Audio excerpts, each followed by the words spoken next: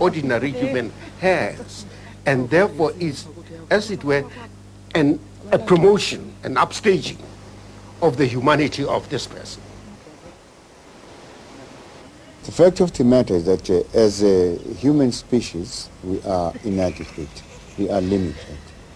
We are limited by our own equipment. Even when we extend that equipment of seeing, it is even worse when we try to cross the boundaries through calculation. The boundaries become accessible, physical, limited. It is in the system, in the African system, that if you look at things beyond this way of seeing, that is beyond the certainty, point of your own certainty, then you can see more.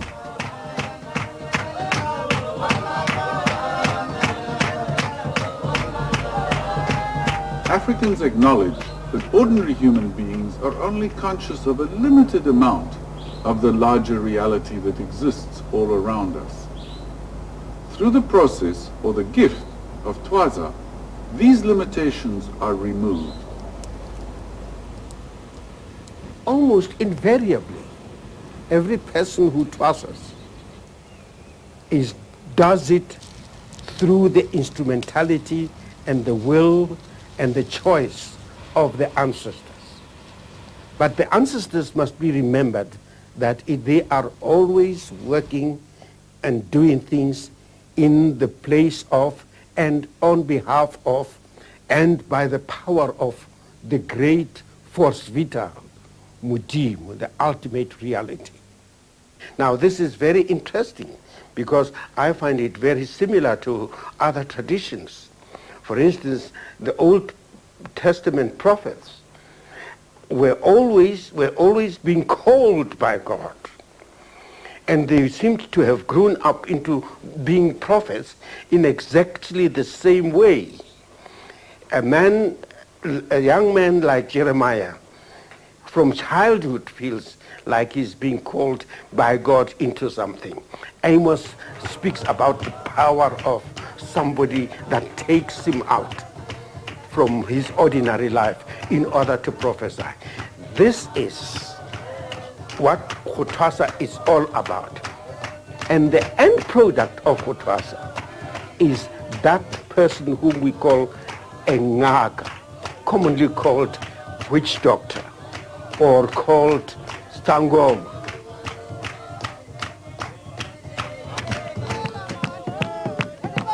When a person has been seen to be going through the process of Hutwasa, this person is brought into contact with the Ngakas who are already practicing, usually very, very highly expert ones, in order to verify that they are being used or called upon by Badim.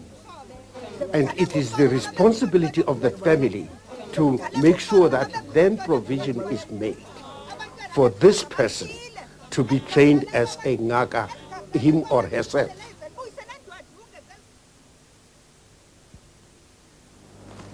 We have heard that a person cannot choose to become a healer. It is a call from the ancestors.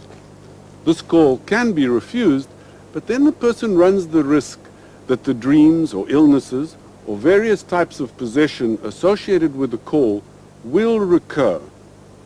Few actually accept this call, for the training period is long and hard and requires an intense dedication. The aim of training a healer is twofold. Firstly, the novice should be cured of the physical illnesses or other symptoms that occurred during the initial call. And secondly, the training allows for the ancestors to inhabit the trainee. But this possession is now guided by the teacher so that it takes on a mild form and does not lead to insanity.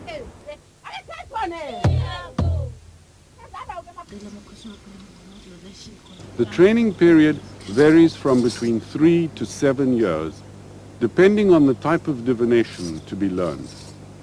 At the end of this period, the person is formally initiated as a healer or sangoma.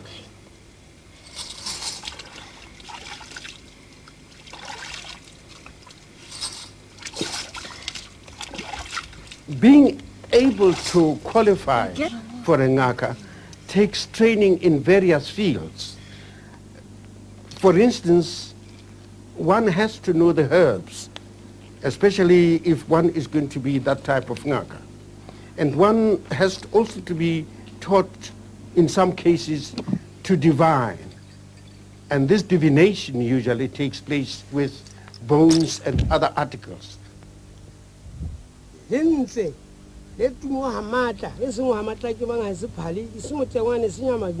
Of course, there is some other form of divination, which is divination without material, which we call divination by the head.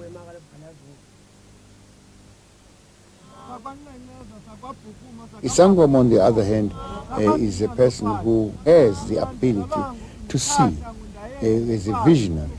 Even the Nyanga himself is not purely physical.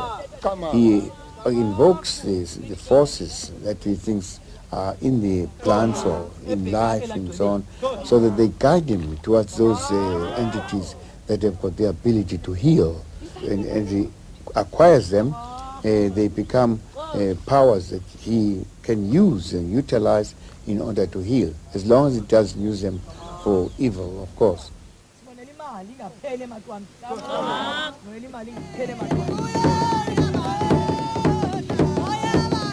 Then there is the other ngaka, or doctor, who is ngaka ya melikwa, the one for all kinds of forces that are at work and that are unseen.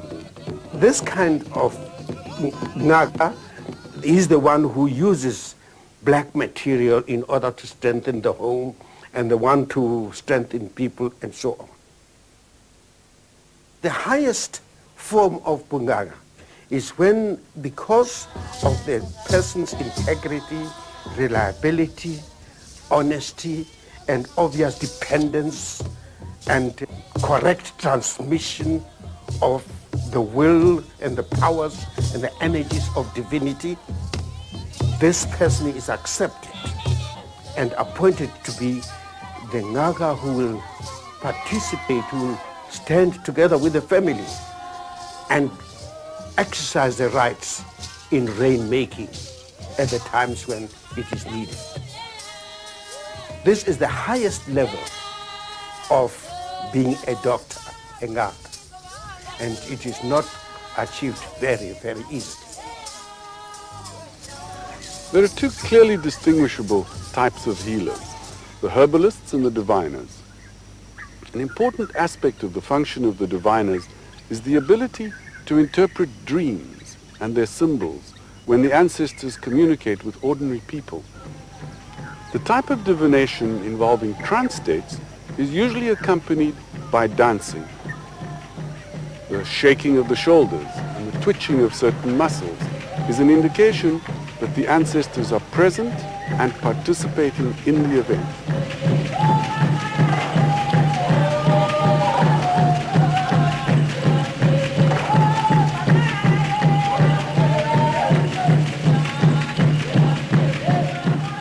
A real Ngaka will always tell you when he does his work that he is doing it under the will and wish of Mudimu and the ancestors.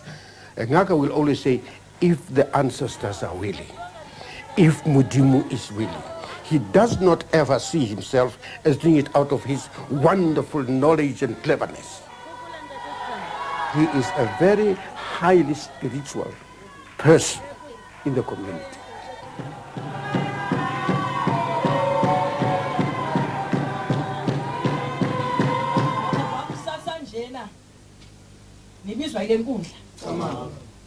The Sangoma reinforces sometimes the trauma, the source of the trauma from the people who are there, who are traumatized by that particular event. A diviner does not just tell things that they've not from the air. actually asks the person and say, what did you dream about? What happened to you? What did you, is a dream, a continuous one? But these things are not just merely guessing. They are part of the understanding of the psyche, how the mind works and so on, the sangoma and so on. And they themselves, they've got very penetrating and intuitive kind of approaches to people, to illness and so on.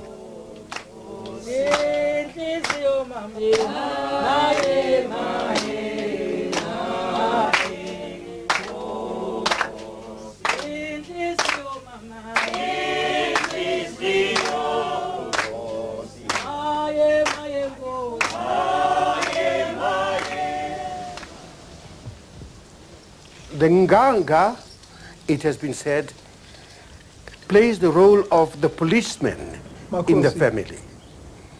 He settles little thoughts that are there amongst people. The magistrate, he is like, definitely of course, he is a doctor who heals all the ailments of the people, both physical, spiritual, and otherwise. He is the counselor, the great advisor, but on the spiritual and the unseen side of life. He acts like the great channel or valve that brings divinity and all its energies to come and work in the community.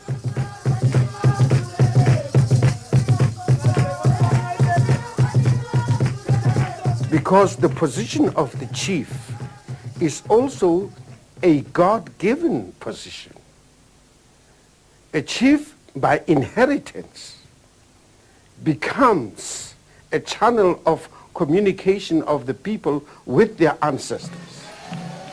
But because the chief has not gone through this very exclusive gift of khotwaza, there are certain elements that he cannot perceive. Consequently, the Ngaga must be there by his side in order to be able to satisfy him on how he can fulfill his duties as viceroy.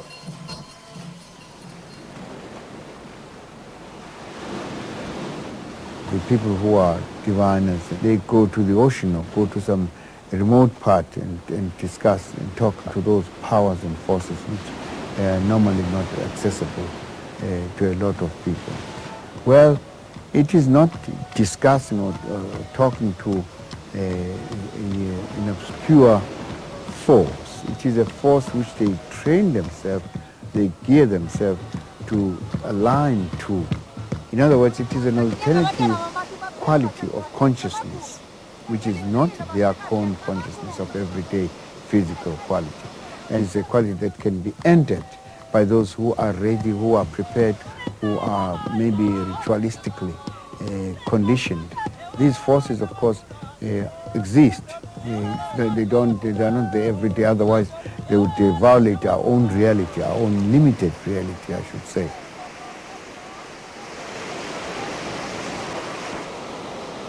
In Europe, the kings of old were regarded as representatives of God on earth. In much the same way, the African chiefs are considered to be the viceroy of Modimo, or God. When something goes wrong in African society, it is thought that either someone is responsible or that hidden powers are at work. Incidental minor ailments can have natural causes, but more persistent illnesses or misfortunes are caused by the intervention of neglected or offended ancestors. The most serious misfortunes, however, are attributed to the actions of witches or sorcerers. Evil in African society is one that is very difficult to define, especially when evil comes out in the form of what is called witchcraft. A person who is a healer can heal, of course. In which case he is celebrated. Same person can use certain aspects of the entity to kill. Umloi, abaloi. It means that it's a person who uses medicines to kill someone. Lawyer, that's a very negative kind of thing. It means that person is really evil. You're a lawyer. You're a lawyer, umloyi. So the term muloi means someone who is thoroughly steeped in the unseen sphere of the knowledge of the divinity and how it works. Immediately anybody, even the good ngaka, uses his knowledge of the workings of the divinity in humankind for evil or to fulfill his own purposes. That person then becomes a moloi, umtakati. Umtakati in a bad sense of the word. That is the wizard, the witch. Now, this puloi is something that needs to be seen very, very well also. There can be legitimate puloi. That is puloi that is there for the good of the community. For instance, like in the situation where a poor man suffers in the presence of plenty and wishes that he had all that. In that case, that poor person, poor, helpless, without power, being done down, can, as it were, have bad wishes against those who are treating him badly.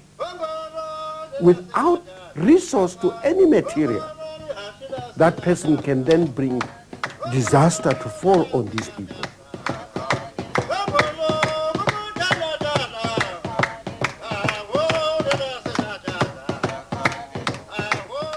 It is true that those who are taught how to combat something may themselves later on be tempted to practice that which they are called upon to combat.